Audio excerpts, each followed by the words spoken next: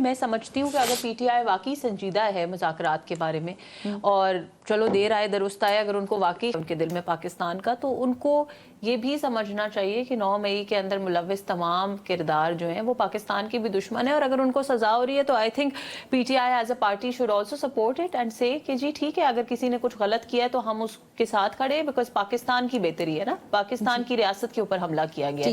سو جہاں پہ ہم یہ بات کرتے ہیں کہ پاکستان کمز فرسٹ، اور اگر ہم مذاکرات اس بیسس پہ کر رہے ہیں، اور اگر اللہ کرے کہ مذاکرات اس بیسس پہ کنکلوڈ ہوتے ہیں، تو میرا نہیں خیال کہ ویسے ہی ان کو اس سزا سے کوئی فرق پڑنا چاہیے، کیونکہ پھر جس نے ریاست پاکستان پہ حملہ کیا وہ جتنا ہمارا دشمن ہے اتنا ہی ان کا بھی دشمن ہونا چاہیے.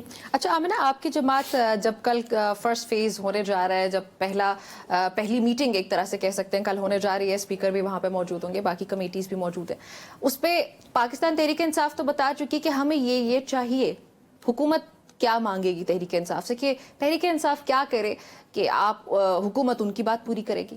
دیکھیے، حکومت کو کچھ بھی نہیں چاہیے. حکومت کو صرف اور صرف پاکستان میں استحکام چاہیے.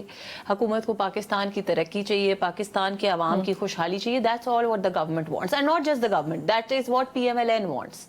تو پی ایم ایل این نے یا گورنمنٹ نے تو کچھ نہیں مانگنا. اس کمیٹی میں اور تمام اتحادی جماعتوں کے بھی لوگ شامل ہیں، انہوں نے کچھ نہیں مانگنا ان سے. مقصد یہ ہے کہ جو ایک ایسی فیلنگ ہے جو سننے میں آ رہی ہے، مجھے نہیں پتا اصل میں ہے بھی یا نہیں ہے، لیکن جو سننے میں آ رہی ہے ساتھ صاحب جیسے اسکالرز سے، کہ حکومت جو ہے وہ سن نہیں رہی اپوزیشن والوں کو، ان کو موقع نہیں دے رہی، اپنے بچے کو پیسٹریز سے محروم رکھ رہی ہے حکومت، اور پیسٹریز کھانے نہیں دے رہی. تو ہم نے انہیں کہا کہ ہم ان کو دعوت پہ بلا کے ان کو پیسٹریز کھلا دیتے ہیں، ان کو وہ خفا نہ ہو. سو مقصد یہ ہے اس میٹنگ کا اور مذاکرات کا کہ اگر کسی قسم کی کوئی ان کی گریونسز ہیں، ان کے کوئی گلے ہیں، تو جو illogical ڈیمانڈز ہوں گی ان کو یہ بھی سمجھانا اور بتانا کہ بھائی یہ لاجیکل نہیں ہے، یہ پاکستان کے مفاد میں نہیں ہے، یہ ملکی استحکام میں نہیں ہے، یہ چیزیں خراب کریں گی پاکستان کے اندر، اسٹیبلٹی کو خراب کریں گی، پولیٹیکل انسٹیبلٹی، اکنامک انسٹیبلٹی لائیں گی، وہ سمجھانا. اور ہاں، اگر کہیں پہ کوئی ایسی باتیں ہیں جن سے ہم ان کو ایک کمفرٹ دے سکتے ہیں، ان کو اس چیز کا احساس دلا سکتے ہیں کہ ہم ان کے ساتھ کھڑے ہیں، تو ہم وہ بھی کریں گے. سو میں نے جیسے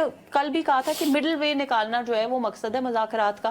اگر وہ مڈل وے نہیں نکلتا تو پھر مشکل ہے. ٹھیک ہے. سو ساتھ ساتھ مڈل وے یہ ہو سکتا ہے کہ جوڈیشل کمیشن، جیسے بیرسٹر عقیل صاحب بھی کہہ رہے ہیں کہ ہم لوگ جوڈیشل کمیشن تو بنانے کے بارے میں سوچ سکتے ہیں، لیکن رہائی سے متعلق کوئی بات چیت نہیں ہوگی. رہائی تو کام نہیں ہے نا حکومت کا، رہائی تو ایک جوڈیشل پروسیس کے تھرو ہونی ہے، رہائی حکومت نے تھوڑی دینی ہے.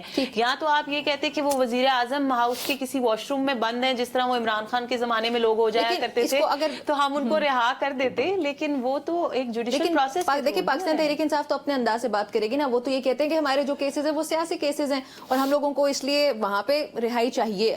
اب جب حکومت یہ کہہ دے کہ نہیں، ہم رہائی کے بارے میں کچھ نہیں سوچیں گے، تو تحریک انصاف کیا کرے گی؟ پیچھے ہٹے گی یا آگے جائے گی، بات مانے گی؟ یہ مذاکرات کامیاب ہو پائیں گے پھر؟ دیکھیے، سب سے پہلے تو میرے تو خیال میں judicial commission is a great idea. میں تو بہت عرصے سے اس بات کے اوپر پروپیگیٹ کر رہا ہوں کہ آپ جوڈیشل کمیشن بنا دیں تو بہت سارے لوگوں کو کے مسئلے سالو ہو جائیں گے.